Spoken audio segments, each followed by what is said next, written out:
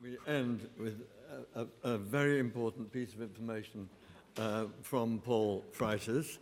I suppose some of us, at least, spend quite a bit of time on the bus thinking, how on earth could we raise the public profile of well-being? And Paul has had a very good idea. So it's really lovely that he can be here to present it. This is actually his very first day at the LSE, taking charge of our next major research program. So, Paul, come and tell us the story.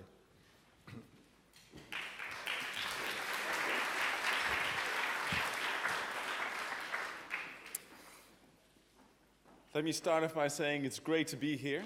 I'm a lifelong economist, and when I started out in well-being over 20 years ago now, you were regarded as a maverick island when you spoke about happiness and well-being, because it was the accepted wisdom that the only way to find out what was good for society was to ask other economists. They were the only ones who knew.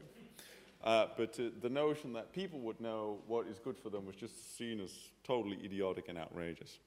So I'm glad to see that, we are now mainstreaming the thought that we should take people seriously and that their well-being as they see it is the main thing that we should be on about. And I don't think I've ever been in a room with so many people who seem to agree with that basic proposition. So it's great in that sense to be here.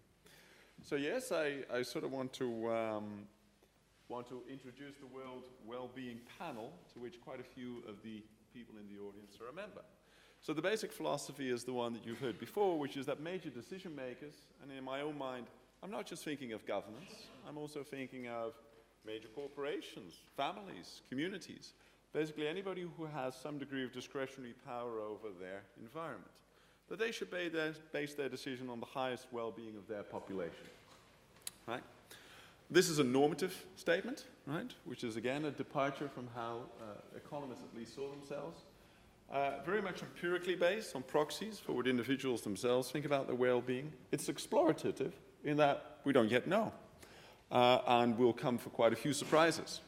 I was surprised by some things that I heard today about how prisons could be reorganized. I did wonder what the prison director thought of all these experiments that denuded him, but I did see the value. But it's explorative, so it's in that sense an exciting agenda. And despite 50 years of research, as we had before, solid evidence of actual policies is scarce. But I think that'll change as we're mainstreaming this agenda and many more research randomized controlled trials are underway and will be done. And what is true at the moment is that, by and large, we don't even know what the opinions of the experts is. So, what do we want to do? How do I wish to contribute as one of my first things that I'm trying to set up at the LSE? Well, to actually discuss policies and major events against the aim of maximizing well-being. We've discussed them against GDP and several other outcomes for about 50 to 60 years. And I think that we should start doing this about well-being as a normal thing, as something that is an ultimate outcome, and hence something that we discuss in the pub, as it is what we discuss within our families. And that this is just, we should not just start to think of it as normal, we should start to act of it as normal. And I think as somebody today say, if you think and act in a certain way, it starts to become the reality. And that is definitely the idea. And this will be for a community of well-being researchers. And the plan is to each month discuss a relevant question and disseminate whatever we find as the common opinion or just the distribution of opinions on those questions into the media. Now, this is a coalition of the willing. Nobody will be forced to answer a question. If people think something is a silly question, they just don't have to answer at all, or they can say, I think this is a silly question. And on each question each month, it's a coalition of the willing. Now, the philosophy is to have it be a minimal effort, because we're all strapped for time. This is a room full of busy people, and this goes for the whole world. And it starts out by invitation. So, how does it work? Well, you get sent, if you're a member of the panel, this kind of email, and this was the one that was sent to myself by the person who is actually organizing the survey, who's Tony Beaton, who is in Australia. That says, well, thank you for agreeing. To complete the survey, click on this particular one. And let's see if this works. It's always a moment. Will the technology work? Will it not work? Fingers crossed. Oh, it's going somewhere. It's going somewhere. Yes. So, this is the first inaugural question, and it's a double question. So, don't look too much at my answer, but do you think on balance that average well-being would rise if there were more mandatory public holidays in your country? and thinking very much of Christmas.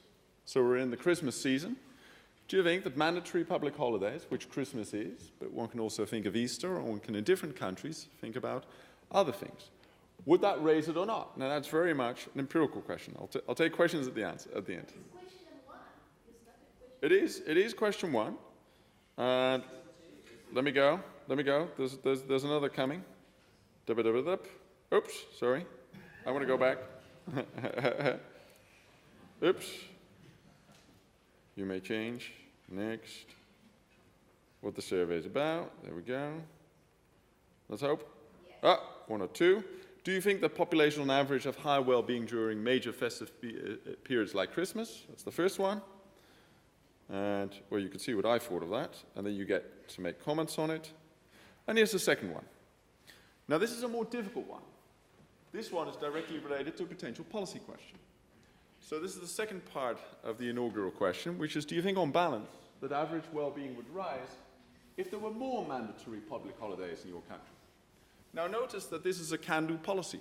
This is something we can actually enforce. We can choose to celebrate more things. We can choose to become like the Catholics used to be in the Middle Ages, which is that almost every second day was a particular saint's day which really had to be celebrated. I still believe they have a huge calendar full of them, so we could go back to that if we wanted to. We could mandate it. It's mandatory leisure. Now, I don't have a good answer to this, so I'm hoping that over drinks we can all discuss this very important question and come up with what the optimal policy would be. Okay, now then I'm going to try and return to where I was. That may not be so easy. Can I return? Will the technology work? What do you think?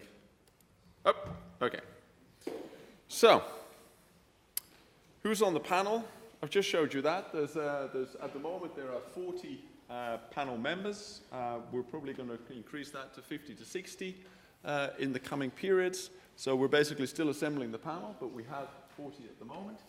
It is at the moment currently unashamedly Anglo-Saxon heavy, because that is with whom we have the best media contacts, and it's as it were an easier place to start. But we have all kinds of lofty ambitions for this thing if it takes off. I can, for instance, envisage different panels for different regions of the world who may have different understandings about well-being and who may have particular issues. So in the longer run, we want it to be more spread out. Now, what we will not do, for instance, is that and you can see that from the question we posed, we don't want to deliberate endlessly about the meaning of well-being. We much more prefer that to come out of discussions as to how each individual panel member interprets what well-being is. And they come up with different sources of evidence, and from that hopefully emerges an implicit consensus organically. Because we thought if we overlay it, or if we first demand that we have a huge debate about, well, how do we measure well-being, which population counts, that we'd never get anywhere. So that's hopefully going to emerge organically. Now the timeline, they get posed every 10th of each month. Panel members get 1 or 2 answers, and then the cycle starts anew. Now, we sort of believe in proper governance, so this is very much done by a community of scholars at the moment. So there's a 7-person steering group. I think we have a quorum in the audience right now, so I won't give them all, but you can imagine who is on that. You can see that on the website. So Richard, Ruud Veenhoven is not here. John is here, I think. Paul Dolan, is Paul here? He's not. Busy. Nick must be here. Andrew Clark, yep, he's here. So we've got most of the steering group here. And if all goes well, they don't have to do any work at all. But if I don't do my job properly, then they can sort of say, oh no, we're going to change things. Don't say that too often, Andrew. So the day-to-day running is basically me, Nick Poverty, and Tony Beaton, an LSE support team. Now, how can you help? Well, one of the things we're still looking for is useful questions to pose. The default is if no one else comes up with them, it's going to be me and the steering group, but I much prefer this to come from politicians, to come from journalists, to come from interested members of the public. Inform us. What do you think are the most pressing questions one could pose to an international panel of experts?